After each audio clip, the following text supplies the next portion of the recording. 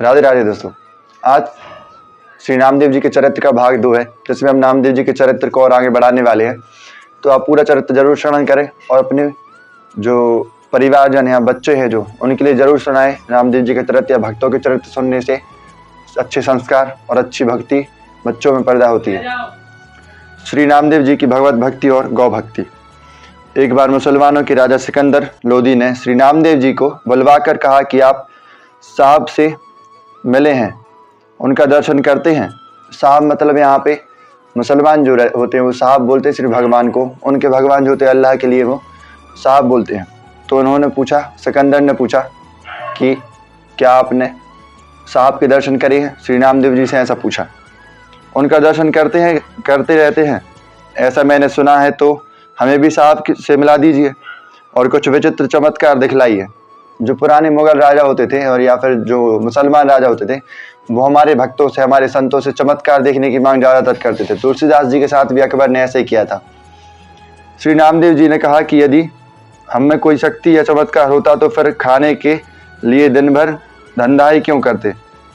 किसी प्रकार दिन भर धंधा करने से जो भी कुछ मिलता उसे संतों के साथ बांटकर खाता हूँ। उन्हीं संतों की सेवा के प्रताप से लोग मुझे भक्त कहते हैं और दूर दूर तक मेरा नाम फैल गया है। तभी आपने भी हमें यहाँ आने दरबार में बुलाया। यह सुनकर बादशाह ने कहा, आप इस मरी हुई गाय को जीवित कर दीजिए और अपने घर को जाइए, नहीं तो कारागार में रहना पड़ेगा, क्योंकि तुम झूठे भक्त बनकर लोगों को ठगते हो। तब आपने सहज स्वभाव से एक प्रार्थना का पद गाकर गाय को जीवित कर दिया और प्रभु कृपा का अनुभव करके सुखी हुए। यह देखकर बादशाह अति प्रसन्न हुआ और नामदेव जी के चरणों में पड़ गया। मुसलमान राजा जो था वो हमारे भक्त, जो हमारे सनातन भक्त थे, हिंदू भक्त थे, श्री नामदेव जी, उनके चरणों में गिर गया जैसे ही नामदेव जी ने गाय को जीवित किया। यह विचित्र चमत्कार देखकर बादशाह ने श्री नामदेव जी से कहा कि आप कृपा करके कोई देश या गांव ले लीजिए जिससे मेरा भी कुछ नाम हो जाए। आपने उत्तर दिया कि हमें कुछ भी नहीं चाहिए। फिर बादशाह ने एक माणी जड़ित शैया आपको दी। श्री नामदेव जी ने उसे अपने सिर पर रखकर चलने लगे। तब उसने कहा कि 10-20 आदमी मैं आपके साथ भेजता हूँ, वे इस पलंग को ले जाएंगे और आपके निवास स्थान तक पहुँचा देंगे। आपने बिल्कुल मना कर दिया और कहा कि यह भगवान के शयन का पलंग है, मैं उनका सेवक हूँ, अतः मुझे ही अपने सिर पर रखकर ले जाना चाहिए। फिर भी बादशाह ने कुछ रक्षक भेजे। आगे आपने विचारा कि यह मूल्यवान वस्तु है, इससे अनेक संकट आ सकते हैं, भजन में बाधा हो सकती है। इस कारण मार्ग में श्री यमुना जी नदी के अथाह जल में उस पलंग को डाल दिया। राजा को इसकी सूचना मिलती ही वह चौंक कर आश्चर्य में पड़ गया। जैसे राजा सिकंदर को इस बात की सूचना मिली कि श्री नामदेव जी ने जो पलंग उसने दिया था वो यमुना जी में प्रवाहित कर दिया, तो उसको बहुत ज़्यादा वो चौंका, क्योंकि इतना महंगा पलंग था, मोतियों से जड़ित था, माणिक मोतियों से जड़ित वो पलंग था। इसलिए उसको बहुत ज़्यादा आश्चर्य हुआ कि कोई इतना कैसे निर्लोभी हो सकता है, भजन में बाधा हो सकती है, ऐसा उन्होंने सोचा था। राजा को इसकी सूचना मिलती ही वह चौंक कर आश्चर्य में पड़ गया। सिपाहियों से कहा, उन्हें शीघ्र बुला कर लाओ। श्री नामदेव जी फिर आए और बोले कि अब क्यों बुलवाया? तब बादशाह ने कहा कि जो पलंग मैंने आपको दे दिया था, जरा उसे यहाँ लाकर कारीगरों को दिखा दीजिए, उसी प्रकार का नया दूसरा बनवाना है। श्री नामदेव जी बादशाह को लेकर नदी पर आए और जल में प्रवेश करके अनेक पलंग वैसे ही उससे भी मूल्यवान निकाल कर डाल दिए और बादशाह से बोले, आप अपना पलंग पहचान लो। यह देखकर उसकी सुधी बुद्धि जाती रही।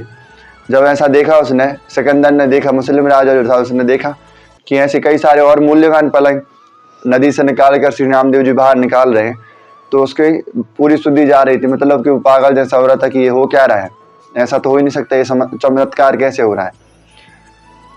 एक और चरित्र नामदेव जी की भक्ति का महात्मा। उनकी भक्ति कैसी थी वो हम पढ़ने वाले हैं। श्री नामदेव जी की कारामात देखकर बादशाह भयवश उनके चरणों में आ गिरा और प्रार्थना करने लगा कि मुझे ईश्वर के दंड से बचा लीजिए। श्री नामदेव जी ने कहा, यदि क्षमा चाहते हो तो एक बात करो कि पुनः इस प्रकार का भी किसी साधु को दुख मत देना। इसे बादशाह ने स्वीकार कर लिया। फिर उन्होंने कहा कि फिर अब कभी मुझे मत बुलाना। ऐसा कहकर श्री नामदेव जी वहाँ से चल दिए। उनकी इच्छा हुई कि पहले पंडरीनाथ के मंदिर में चलूं, प्रभु के नाम गुण कीर्तन का नित्य नेम पूरा कर लूं। मंदिर पर गए तो द्वार पर बहुत भीड़ भाड़ दिखाई पड़ी। जूतों की चोरी की शंका से शायद मन एकाग्र ना हो, इसलिए कपड़े में लपेटकर जूतों को कमर से बांध लिया।